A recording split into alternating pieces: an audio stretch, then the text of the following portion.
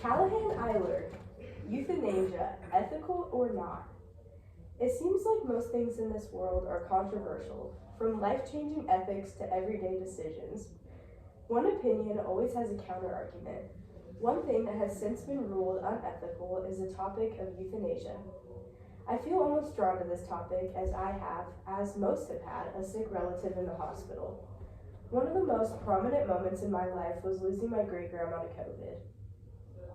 We didn't know the cause of her sudden decline at the time, but later testing provided the answers. Medical professionals suggested taking her off of the ventilator, but her passing took days. It was really painful to watch her gradual decline, and I can't help but wonder if there was something that could have been done to speed up the process, ease us of our pain as well as hers. Doctors assured us that she was in no pain, but who really knows that for certain? Currently, there's nothing much doctors can do aside from shutting off life support. Part of me wishes that there was something more to do to help the pain.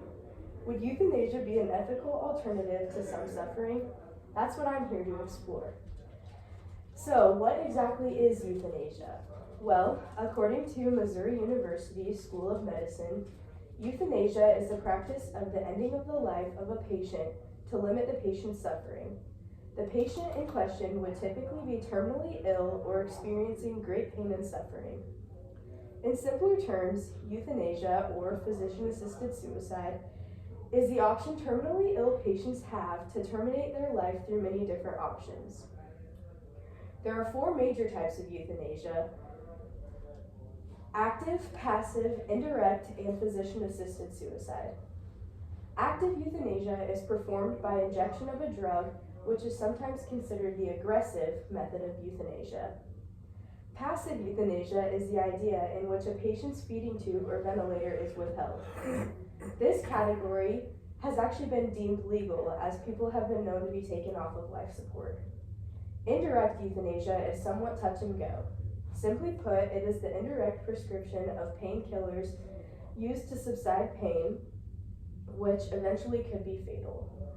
Lastly, physician-assisted suicide is the idea that a licensed practitioner provides the means for a patient to commit suicide.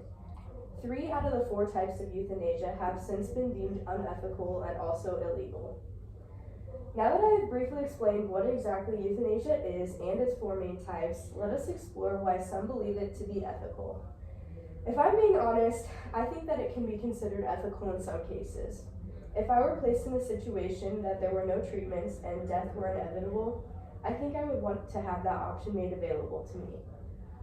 According to family members, they believe that euthanasia should be made available to end pain and suffering, which I completely agree with. It should be within a patient's rights to make their own decision between life and death. Others agree.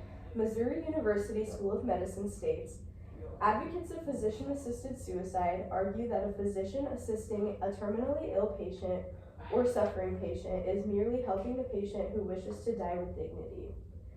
Just as passive euthanasia is legal, other options should be in turn. We are all our own person, capable of making our own decisions. If euthanasia were to be legal, I would suggest a thorough exam prior. Physicians would want to make certain that a patient is within the correct state of mind to make such a decision. Overall, there are measures that need to be taken to consider making euthanasia a possibility, but I believe that it is important. Although I believe that euthanasia is ethical, I can see how others might deem it otherwise. Miracles do happen, death can be avoided. I completely respect those who believe that life should be cherished, that there is always a chance for change. Those who do not believe in the death penalty, perhaps, might disagree with euthanasia. Enough people believe this to the point where all forms of euthanasia have been considered illegal, aside from passive. In turn, how can one say they want to end their life before exploring all other options? According to Missouri University School of Medicine, critics of the euthanasia typically argue that killing is always wrong, that non-voluntary or involuntary euthanasia violates patient rights, or that physician-assisted suicide violates an obligation to do no harm. Practitioners do in fact sign an oath to do no harm. Allowing euthanasia could be considered contradicting. A more specific category of the process is involuntary euthanasia, which I consider to be absolutely unethical. In short, involuntary euthanasia is a process where the patient's rights are unknown or the patient is unconscious. Euthanasia should be performed only with a patient's consent, aside from previous wishes. Honestly, nobody can say whether it is right or wrong. Even with my stubbornness, I can see either side of the controversy.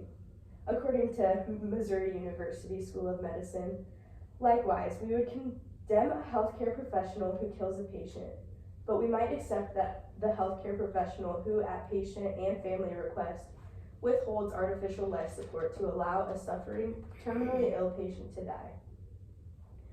Overall, it is a really tricky subject.